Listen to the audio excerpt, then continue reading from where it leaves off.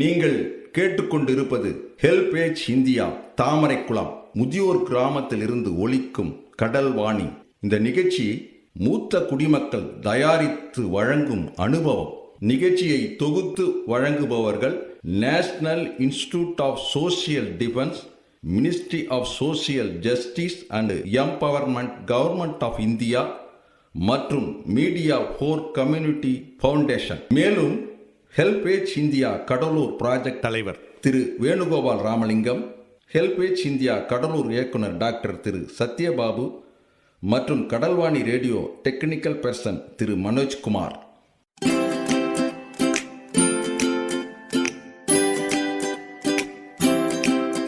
தந்தனத்தம் என்று சொல்லியே ஆமா வெள்ளினில் பாட வந்துடுச்சு கடல்வாணியே, வந்துருச்சு கடல்வாணியே. நல்ல நல்ல கருத்துக்களா நாங்களும் தினமும் பாட, சொல்ல வந்த கருத்துக்களா நீங்களும் தினமும் கேட்க. வந்துடுச்சு கடல்வாணியே, வந்துருச்சு கடல்வாணியே.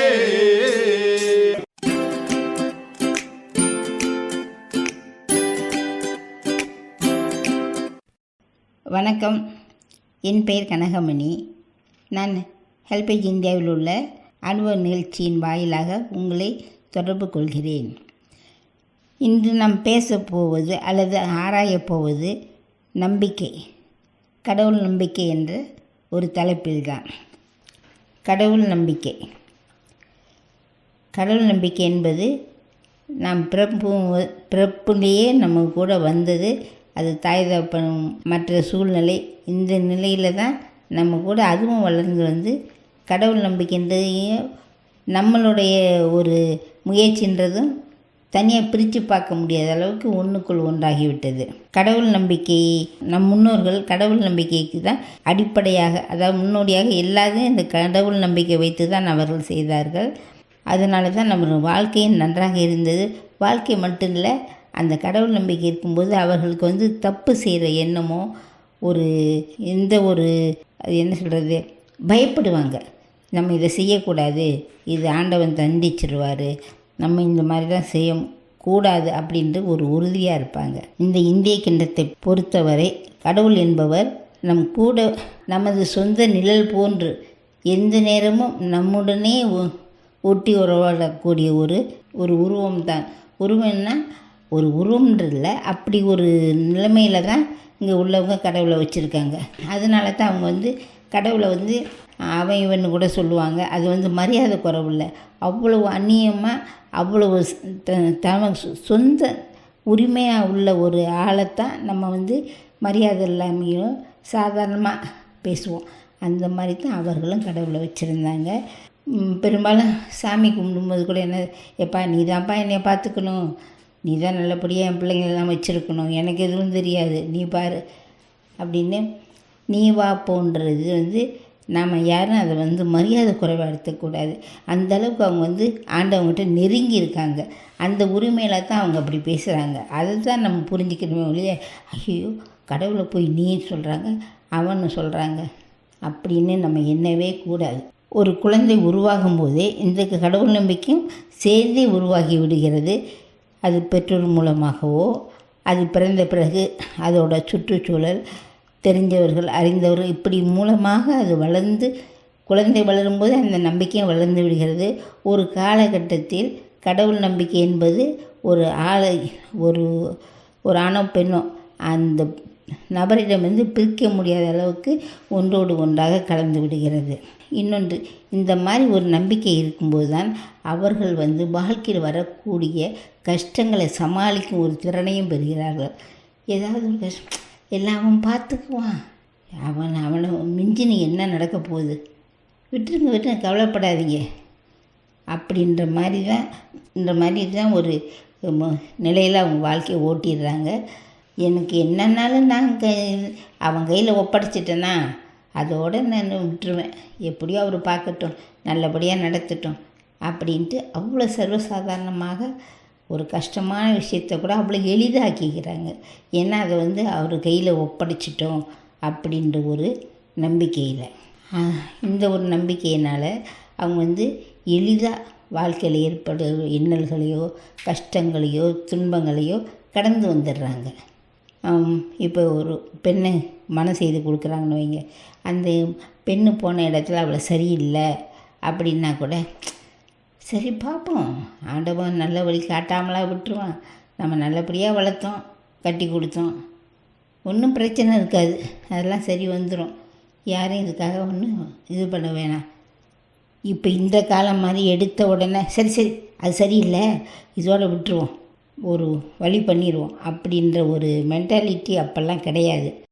நிகழ்ச்சியை தொடர்ந்து கேட்பதற்கு முன் மூத்த குடிமக்கள் அதாவது சீனியர் சிட்டிசனின் உதவிக்கான டோல் ஃப்ரீ ஹெல்ப்லைன் எண்ணை நோட் பண்ணிக்கோங்க. 145667. இந்த டோல் ஃப்ரீ எண் காலை 8 மணியிலிருந்து இரவு 8 மணி வரை செயல்படும். மூத்த குடிமக்களின் உதவி மற்றும் ஆதரவிற்காக இப்போ அனுபவ நிகழ்ச்சி தொடர்ந்து கேட்கலாம். பிள்ளைங்க நல்லபடியாக இருக்கணும் அப்படின்றது தான் அடிப்படையான ஒரு கொள்கை. அந்த கொள்கையினால தான் அவர்கள் மற்ற ஒரு பெண்ணையோ ஆணையோ வளர்த்தாங்க. அந்த வளர்த்ததுனால தான் அவங்களோட வாழ்க்கை நன்றாக இருந்தது. கடைசியில் பெற்றோர் முதிர்ந்த வயது அடையும் போதும் பிள்ளைகள் அவர்களை நன்கு பார்த்து கொண்டார்கள். இப்போ அவங்கள பார்க்காமட்டா ஆண்டவன் நாளைக்கு நம்மளை தண்டிப்பான் அப்படின்ற எண்ணம் அது தானாக உருவாகிடும்.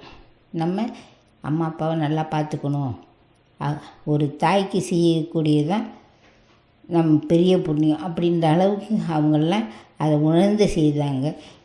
இந்த காலகட்டத்தில் மாதிரி நமக்கு கையில் வசதி இல்லை, அப்புறம் நம்ம என்ன செய்கிறது, ஏன்பா அவங்க அம்மாவை கொண்டு போய் முதியோர் இல்லத்தில் விட்ட அப்படின்னு யாராவது கேட்டால் இந்த பதிலை தான் சொல்லுவாங்க. நான் என்ன செய்யட்டும், என்னால் முடிஞ்ச அளவுக்கு பார்த்தேன், முடியலை, கொண்டு போய் விட்டுட்டேன். இந்த பதிலை நீங்களும் கேட்டிருப்பீங்க, அதாவது கேள்விப்பட்டிருப்பீங்க. எனக்கு இது எவ்வளோ ஒரு சர்வ சாதாரணமாக பதில் தெரியுங்களா? ஆனால் அதில் உள்ள விஷயங்களை தான் யாரும் எண்ணி பார்க்கறதில்ல. காரணம் அவங்க என்ன நினைக்கிறாங்க, நமக்கே ஒன்றும் சரி வரல, இதில் அம்மா அப்பா வேற வச்சுக்கிட்டு ஏன் தொல்லைப்படணும் அப்படின்ற ஒரு அடிப்படையில் தான் அவங்க செயல்படுறாங்க. அவங்க எதையும் உற்று நோக்குறாங்க. அவங்க நினைக்கிறாங்க இவங்கெல்லாம் இல்லாட்டி நமக்கு கஷ்டம் குறையும், நம்ம கொஞ்சம் நல்லபடியாக இருக்கலாம் அப்படின்றது. ஆனால் அவங்க ஒன்றை தவற விட்டுறாங்க. ஒன்றையே அன்று முதல் பெற்று வளர்த்து ஆளாக்கி இந்த நிலைக்கு கொண்டு வந்தது யார்? பெற்றவர்கள் தான். அப்போ அவர்களை பார்க்க உனக்கு மனம் இல்லைன்னு சொன்னால் இந்த ஒரு சூழ்நிலை யாருக்கிட்ட போய் நம்ம முறையிட முடியும்? முறையிடுறது ஒரு பக்கம் இருக்கட்டும், அப்படி முறையிட்டாலும் அது தீர்வு காணாது, தீர்வு காண முடியாது. ஏன்னா இந்த தீர்வு யாருக்கிட்டேருந்து வரணும்? சம்மந்தப்பட்டவங்ககிட்டேருந்து. யார் இந்த நிகழ்ச்சிக்கு மெயினாக இருக்காங்களோ அவங்களுக்கிட்டேருந்து தான். ஒரு அம்மா அப்பா இந்த மாதிரி கஷ்டப்பட்டாங்க, அவங்கள நம்ம பார்த்துக்கணும் அப்படின்ற எண்ணம் யாருக்கு வேணும்? பிள்ளைகளுக்கு தான் வேணும். நீ அரை வயிற்றுக்கு சாப்பிட்டா அவங்களுக்கு அரை வயிற்றுக்கு கொடு, அது போதும். அது அந்த பிள்ளைங்க ஐயோ நமக்கு இவ்வளோ குறைவாக கொடுக்குறாங்களேன்னு சொல்லப்போனால் அவங்க அவங்களோட பங்கை கூட கொடுக்க ரெடியாக தான் இருப்பாங்க. அவங்க நம்ம பிள்ளை நல்லா இருக்கட்டும் அப்படின்ற ஒரு எண்ணத்தில் தான் அவங்க செயல்படுவாங்க. இதை புரிஞ்சிக்காமல் தான் நம்மளும் என்ன செய்யறது, என் நிலைமை என்ன அப்படின்றது மாதிரி ஒரு இதாக பேசிடுறாங்க. எதையும் ஒரு பொருட்டாக எடுத்துக்கிறதில்ல, அதுக்கு ஒரு உண்டான ஒரு சொல்யூஷனே அவங்க தேடுறதில்ல. இந்த மாதிரி ஒரு சூழ்நிலையில் தான் சொல்லுவான், அனாதை இல்லங்கள் உருவாக மெயின் காரணமே இந்த மாதிரியான ஒரு மனோபாவத்தினால தான்.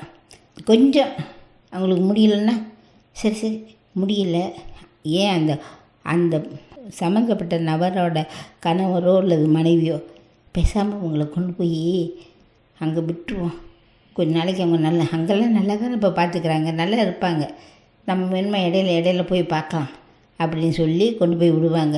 ஆனால் இடையில பார்க்குறாங்களா? கிடையாது. கேட்டால் ஐயோ நேரம் இல்லை, நான் என்ன செய்யட்டும், இங்கே போக என் பிள்ளைங்களை பார்க்க, இதுங்களை காலேஜுக்கு கூட்டி அப்படின்ட்டு அப்படியே வரிசையாக அடுக்குவாங்க. நாமே அதுக்கு பதில் சொல்ல முடியாது, தேய்க்கிற நிலைக்கு வந்துடுவோம். இந்த ஒரு நிலைமை இருக்கையில் இது யார் காரணம், எதனால் அப்படின்றத நம்ம ஆராய்ந்து பார்த்தோம்னா தெரியும். இது யார் அந்த சம்மந்தப்பட்ட நபரோ அல்லது அந்த பெண்ணோ தான் காரணம். அவங்க அவங்க வாழ்க்கையை சரியான முறையில் திட்டமிடவில்லை, அதுபடி அவங்க செயல்படவில்லை. அந்த அம்மா அப்பாவுக்கு மிஞ்சி தான் இந்த உலகமே. ஏன்னா தாய் தகப்பன் தான் முதற் கடவுள்ன்ற மாதிரி நமக்கு ஒரு எண்ணம் இருக்கும்.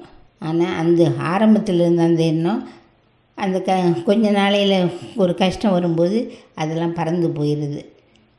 பறந்து போனதுனால அம்மாவையும் விட்டுடுறாங்க, அப்பாவையும் விட்டுறாங்க. ஆனால் அந்த அம்மா அப்பா எவ்வளோ கஷ்டம் வந்தாலும் அந்த பிள்ளைய மட்டும் விட்டு கொடுக்க மாட்டாங்க.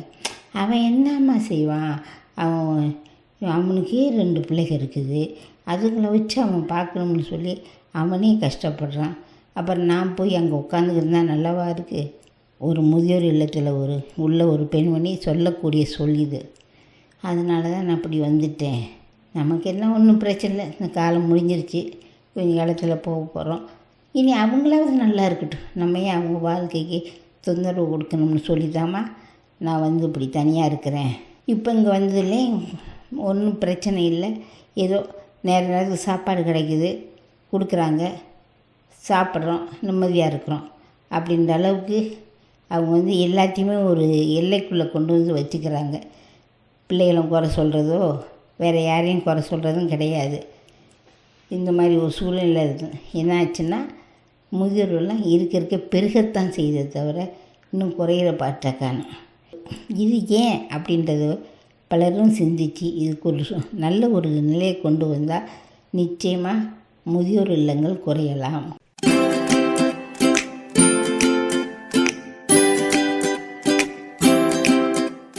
நேயர்களே, இந்த அனுபவ நிகழ்ச்சி இத்துடன் நிறைவு பெறுகிறது.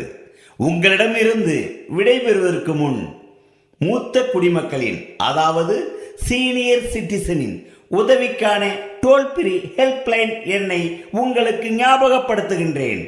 145667. இந்த டோல் ஃப்ரீ எண் காலை 8 மணியிலிருந்து இரவு 8 மணி வரை செயல்படும். மீண்டும் அடுத்த அனுபவ நிகழ்ச்சியில் சந்திப்போம். நன்றி, வணக்கம்.